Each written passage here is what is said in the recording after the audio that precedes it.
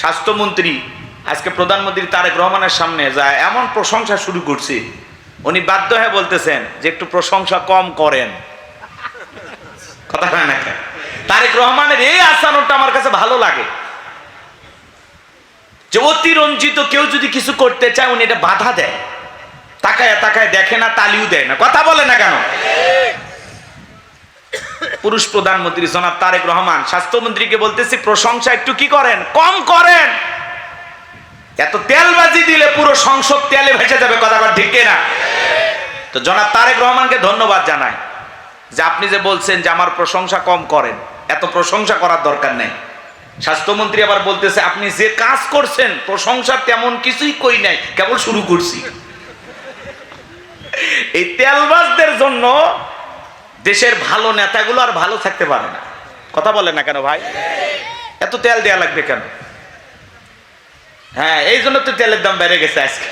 কথা ঠিক, তেলের দাম বেড়ে গেছে।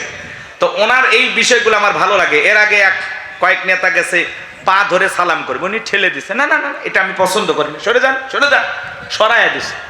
অতি ভক্তি চোরের লক্ষণ। কথা কা বেশি ভক্তি কইরা তো বিগত 16 বছরের প্রধানমন্ত্রীকে হযরত হাসিনা তারাইয়া দিছে।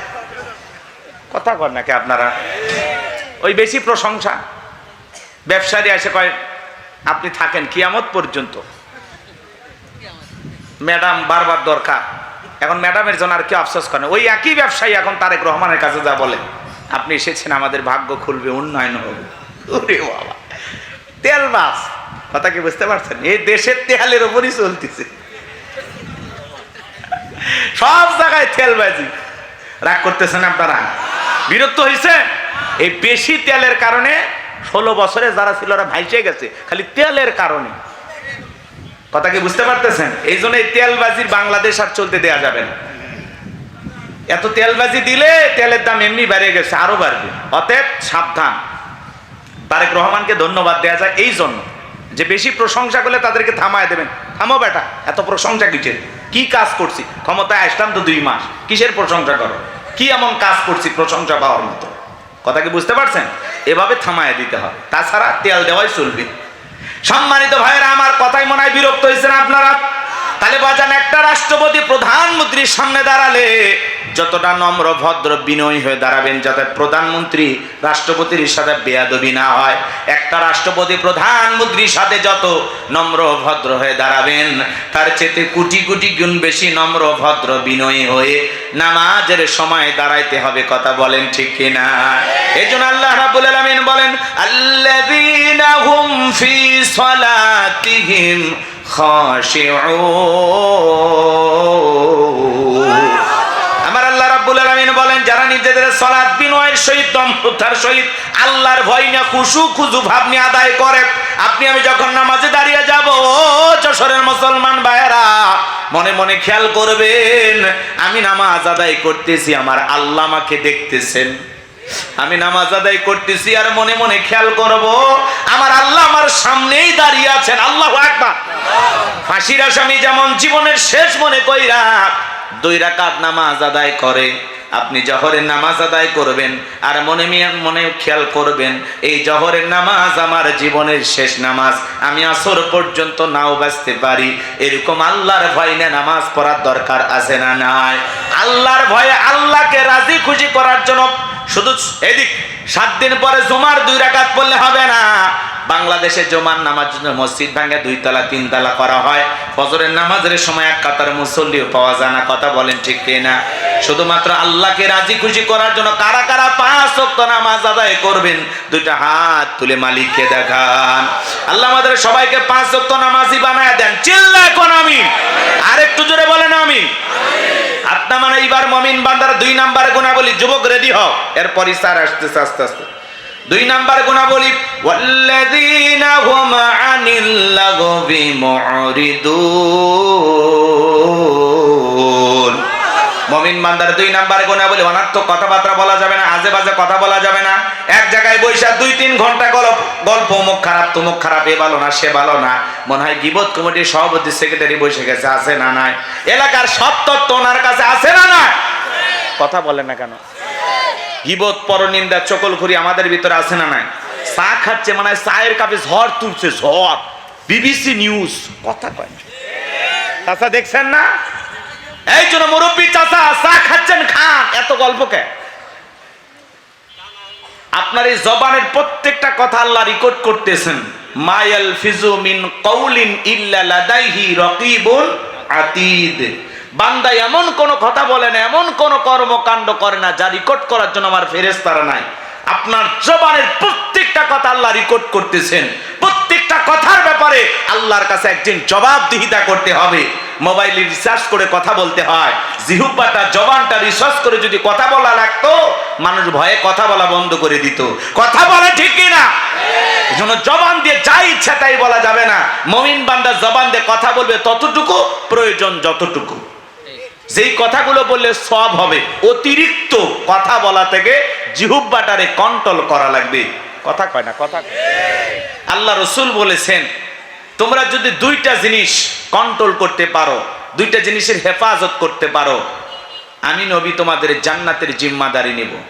এক নাম্বার হলো দুই চোয়ালের মাঝখানে থাকা নরম জিহ্বা, আর দুই উরুর মাঝখানে থাকা লজ্জাস্থান। এই দুইটা যদি হেফাজত করতে পারো, আমি নবী তোমাদের জান্নাতের জিম্মাদারি নিলাম। বলুন সুবহানাল্লাহ। তাহলে বলুন, জিহ্বাটারে কন্ট্রোল করা দরকার আছে না নাই? চাচা এত কথা বলেন কেন? চা খাচ্ছেন, খান। এক জায়গায় বসে দুইটা গল্প করবেন, কম করে করেন, এত কথা কেন? অপ্রয়োজনীয় কথা বলা থেকে চুপ থাকেন। মাংসমাতা নাজা, চুপ থাকলেও আপনি নাজাত পাবেন। জবানটা বন্ধ রাখলেন মানে গুনাহ থেকে বেঁচে থাকলেন। কথা কয় না কেন? পারবো তো ইনশাআল্লাহ? ভাই আমি তো তাফসিরুল কোরআন মাহফিল ভেবে তাফসির ভিত্তিক আলোচনা করতেছি। কারণ কার কেমন লাগতেছে ওটা দেখার দরকার নাই। 5 জন মানুষও যদি আমার আলোচনা বোঝে, আলহামদুলিল্লাহ।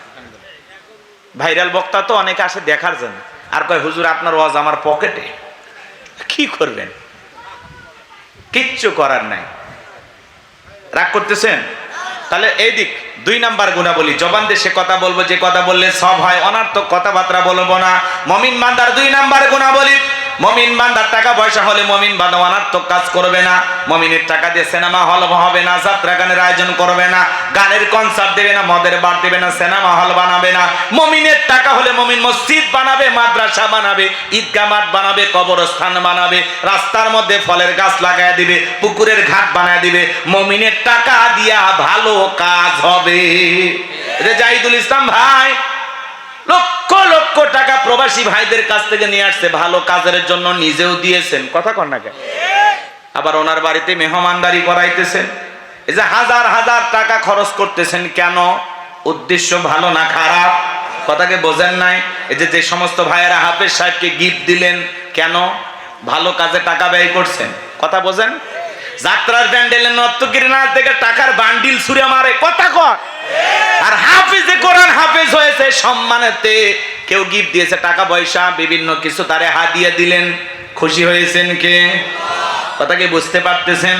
আপনার সম্পদ যা আছে, টাকা পয়সা যা আছে, ব্যয় হবে ভালো কাজে। এই জন্য মুমিন বান্দার 2 নাম্বার গুণাবলী, মুমিনের টাকা হলে মুমিন মসজিদ মাদ্রাসা বানাবে, ঈদগাহ মাঠ বানাবে, কবরস্থান বানাবে, ভালো ভালো কাজে টাকা ব্যয় করবে। কথা বলেন ঠিক কিনা? মুমিন বান্দার 2 নাম্বার গুণাবলী, মুমিন বান্দা এই কান দিয়ে অনার্থক আজে বাজে গান বাদ্য শ্রবণ করবে না। যুবক রে, কানের ভিতর ইয়ারফোন লাগায় গান শোনো, রূপবানে নাচে কমর দোলাইয়া, আল্লাহর ফেরেশতারা কবর এনে পিটাবে ঝোলাইয়া ঝোলাইয়া। আল্লাহ কান গান শোনার জন্য দেয় নাই। সিরাজগঞ্জের এক যুবক কানের ভিতর ইয়ারফোন লাগাইয়া রেল লাইনে হেঁটে যাচ্ছে, ট্রেন এসে ধাক্কা মেরে 3 টুকরা করে থুয়ে গেছে। মরার পরেও কানের ভিতর ইয়ারফোন লাগানো ছিল। এখন কবরে যা, ফেরেশতারা তোর জায়গা মতো বাদ্যযন্ত্র বাজাবে। কথা বলেন ঠিক কিনা? যুবক কানের ভিতর ইয়ারফোন লাগা গান শুনতে শুনতে ঘুমের মধ্যে চলে গেলা। এই অবস্থায় যদি তোমার মৃত্যু হয়, মৃত্যুটা ভালো না খারাপ? আজে বাজে গান শোনে, পাখি আমার আপন ছিল না। কথা কয় না কেন? কত উল্টা পাল্টা গান যুবক। এই থামো, শিল্পী খুঁজে পাওয়া যাচ্ছে না, ফেটে যাচ্ছে। শিল্পী কাকে খোঁজো? হ্যাঁ, কত আজে বাজে গান যুবকদের। যাই হোক বাজান, বলতে গেলে রাগ করবেন, সামনে যাই, একটু অপেক্ষা করেন। বিরক্ত হয়েছেন আমার কথা? আগের শিল্পীও না, আগের গানেও না। এই চাচারা আগে গান শুনছেন না? পরের জায়গা পরের জমি ঘর বানায় আমিরও, আমি সেই ঘরের মালিক নই। গানের মধ্যে অর্থ ছিল, প্রজা ছিল। কথা বলেন, কি শিল্পী আব্দুল আলিম, কি গান, গানের কি সাইজ, গানের অর্থ আছে। আর এখনকার গান আজে বাজে, শিল্পী তার সেরা নাম দিচ্ছে ব্যান্ডের শিল্পী। চুলগুলো মহিলার মতো, গিটার হাতে নিয়ে তেরা বেকা লাফাচ্ছে আছে না? কই সকাল বেলা দেখা হলো, বিকেল বেলা হারালে, এটা বলে গান। কুত্তের মতো ঘেউ ঘেউ করতেছে বলে গান। শিল্পীও পাগল, যারা শোনে এরাও পাগল। কথা কোন ঠিক কিনা? বৈশাখও দেখছেন না? বৈশাখের গান দেখছেন? বৈশাখ পালন করবে যা গান করতেছে আর লাফিচ্ছে। কিসের গান? খালি বাদ্য আর বাদ্য, আর ওপর দিকে লাভ মারা নিচে পড়ে। এটা বলে শিল্পী। এরা আহত শিল্পী, প্রতিবন্ধী শিল্পী। কথা কোন ঠিক কিনা? গান পারে না, খালি মানে কুত্তা ভুগিচ্ছে, এটা তো বোঝা যাচ্ছে। এরা শিল্পী নামের কি? হ্যাঁ, এর চাইতে হিরো আলমের গলা ভালো। রাগ করতেছেন নাকি আপনারা? তা আল্লাহ জানো এরকম গান আমাদের জবানে, আমাদের জিহ্বায় যেন না আসে। কথা বলে ঠিক কিনা? কবির ভাই অনেক গান শুনেছে, আমি আর গান শোনাবো না। রাগ করতেছেন মনে হয় আপনারা? তাহলে মুসলমান যুবক কানের ভিতর ইয়ারফোন লাগায় গান শোনা যাবে না। হক্কানি উলামায়ে কিরামদের বয়ান শুনতে হবে, ইসলামী সঙ্গীত শুনতে হবে, কোরআন তেলাওয়াত শ্রবণ করতে হবে। মুসলমান এই কান দিয়া ভালো ভালো কথা শ্রবণ করবে। তাহলে মুসলমান বান্দা, এদিকে খেয়াল করেন, মুমিন বান্দার 2 নাম্বার গুণাবলী, জবান দিয়ে সে কথা বলবে যে কথা বলে সব হয়, সমাজে সেই কাজ চালু করবে যেইটা করলে সব হয়, কান দিয়ে সেইটা শ্রবণ করবে যেইটা